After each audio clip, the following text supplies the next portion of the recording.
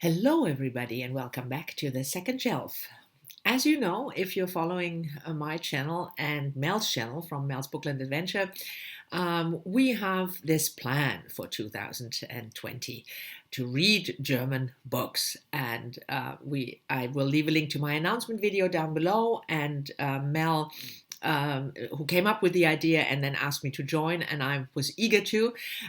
We have a Goodreads group. I will leave a link to that as well. If you haven't heard of it, check out the announcement video and maybe join the Goodreads group.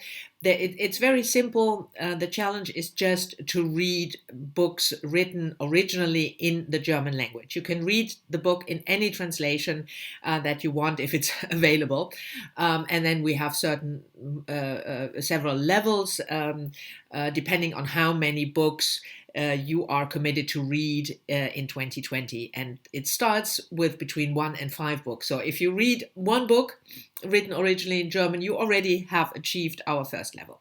Anyway, if you want to know more, check out the announcement video, check out the Goodreads group, and join.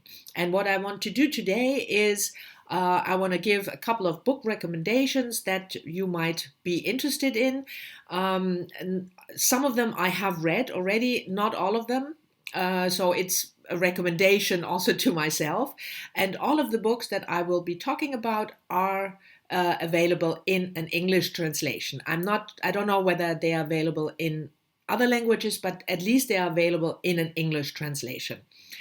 Mel did a similar video last Saturday, and with other books, also written in German originally and available in English, and I will leave a link to that video also down below. And the first book I want to recommend to you, or rather the author I want to recommend to you, is Ricarda Huch, and I just rebought this book because I want to reread it, published in 1917, Der Fall Deruga, The Case Deruga, translated into English as the Deruga Trial by Lona Dietz, but also available on Kindle, I saw, at least in another translation by John McElhose.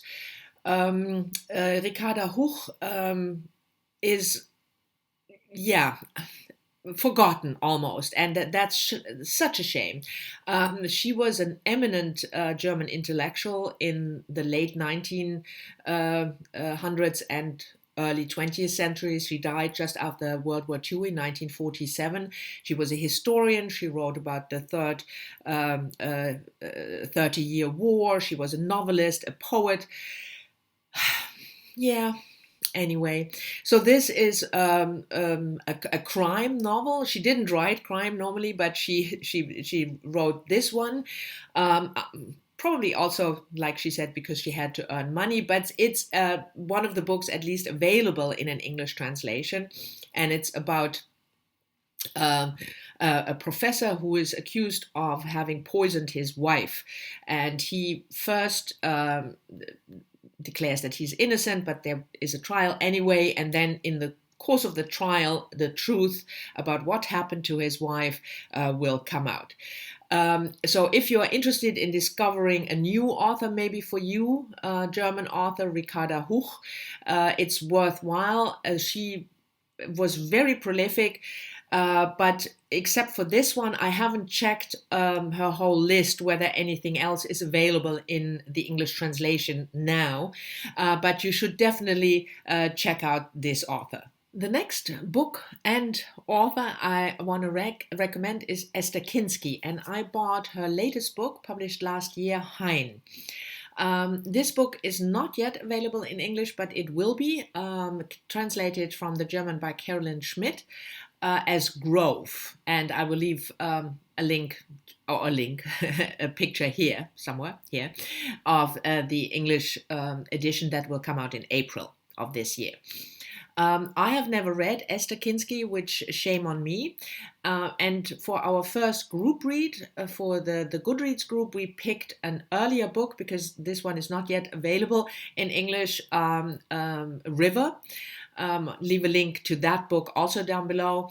But I also bought this one because I thought It's a shame that I haven't read her.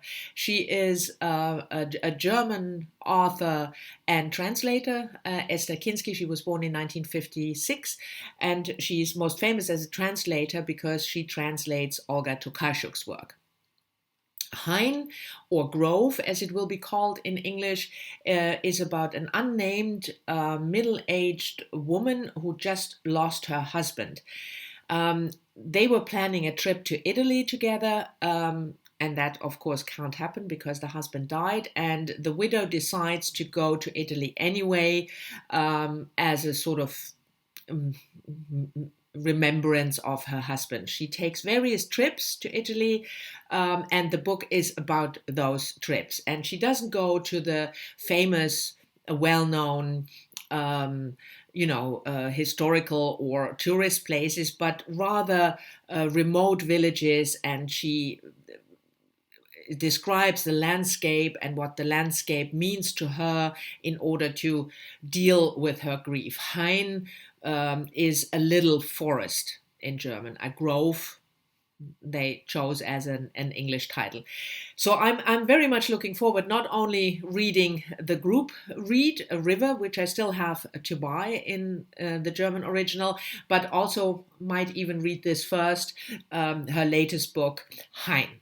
And promoting German books, I also want to promote German nonfiction books. And one of the most well-known nonfiction writers in Germany is Caroline Emke, and I picked this book. Echoes of Violence is the English title. Again, I will leave a picture here somewhere of the English translation. This book was published in 2004, and the English translation done by the author, if I understood it correctly, a couple of years later, 2007, I think. Caroline Emke was born 1967. She writes about politics mainly, and for her work she received quite a prestigious prize, the yearly Peace Prize of the German book trade in 2016, I think. Lots of her work is translated into English, thankfully, and this one is a book about her war reporting. Between 1999 and 2003, she was a war reporter for a German magazine. And this book are letters to her friends from various war zones, Kosovo, Iraq. She goes to Palestine in those 3 years, and she writes about her experience to her friends. Even though this book is already a little bit older, like I said, the last letter is from 2003, but I think in the current political climate in the world, you can certainly read this as if it happened today, and I can highly, highly recommend Caroline Emke's work. Not only this one, but check out the list of books that she wrote, and pick one. But if you are interested in nonfiction about war zones, this is certainly a book that I can recommend. And the second book, nonfiction, is a biography by Angela Steidele.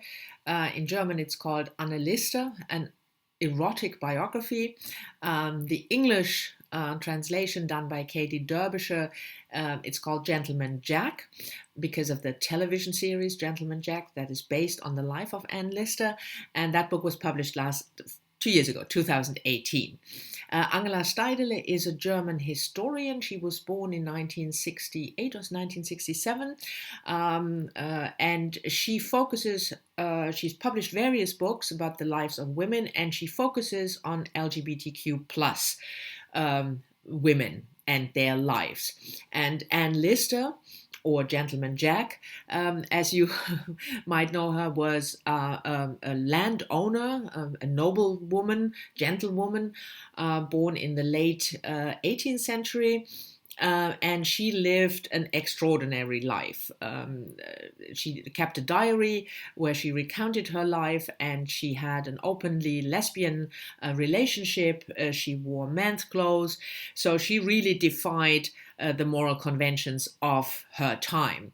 A fascinating woman, and this is a fascinating biography. So if biography is your thing and you are interested in a woman that had really quite an unconventional life, then I can highly recommend Gentleman Jack by Angela Schneiderlin. And I want to end this first of, I hope, many recommendation videos about German literature with something quirky. And that is this one, Yoko Tawada's novel Etüden im Schnee, in the German title, translated into English by Susan Banowski, one of my favorite translators, as Memoirs of a Polar Bear. The German original was published in 2014, and the English translation 2 years later in 2016. Yoko Tawada is a Japanese writer who currently lives in Berlin, and she writes in Japanese and in German. And this book she wrote in German, so it qualifies for the challenge, even though Yoko Tawada is a Japanese writer. Memoirs of a Polar Bear is just what it says. It's the account of 3 generations of polar bears, a grandmother, a mother, and a son. And they live as polar bears in the human society. So they perform in circuses like we are used to see bears, but they are also writers, and they are intellectuals, at least some of them. So like I said, it's quirky. And I think that the reason for this, because it's a German book, is there was this polar bear in the Berlin Zoo, born there, then rejected by his mother and raised by the zookeepers, and his name was Knut, and he was a media sensation. It was in 2006 or something that he was born. I will leave a link to the Wikipedia page down below if you have never heard of Knut. But it was incredible how much attention this poor polar bear got, and the hype around it, and people flocked to the zoo to see him. And sadly, he died when he was only 4 years old.